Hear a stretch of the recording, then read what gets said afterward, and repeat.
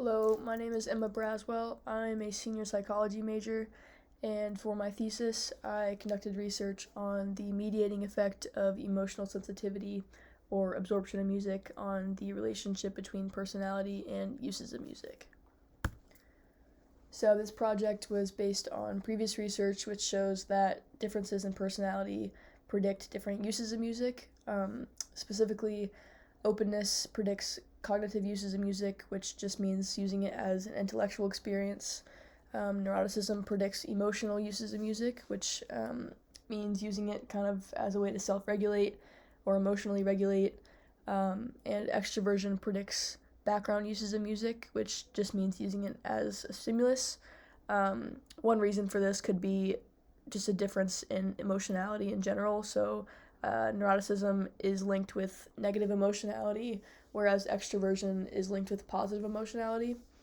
So, for my research, my question was, does emotional sensitivity mediate the effect of personality on uses of music? So I was able to get 171 psychology undergrads at SCU. They began by taking the 60-item Big Five inventory, which just asks them to rate their agreement with different descriptive statements, such as is temperamental or gets emotional easily for neuroticism, is complex, a deep thinker for openness, and shows a lot of enthusiasm for extroversion. Next, they took the absorption of music scale, which again is just the emotional sensitivity. And ask questions such as, I sometimes feel like I'm one with the music.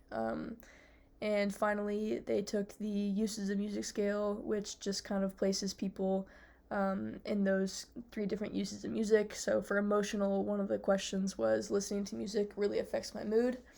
For cognitive, one was, listening to music is an intellectual experience for me. And background, I enjoy listening to music while I work. So what I found, generally circled there in red, is that neuroticism and openness are linked with emotional, cognitive, and background uses of music. However, when I controlled for each different facet individually, it looks a little bit different. So in the bottom left there with neuroticism, we can see that it does predict emotional sensitivity to music, as well as emotional and background uses of music. And then in the bottom right with openness, again predicts the emotional sensitivity and actually predicts less background use, which was interesting. And then finally for extroversion, I didn't really find anything too significant, which again was interesting. So I wasn't able to replicate past research. However, I do think that this edition of the mediator of absorption of music could be very beneficial to future research as well as other fields of psychology.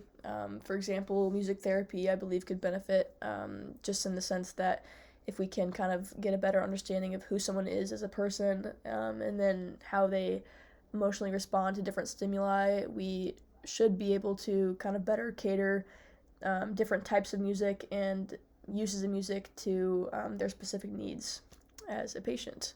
So yeah, I think that is everything. Thank you for listening.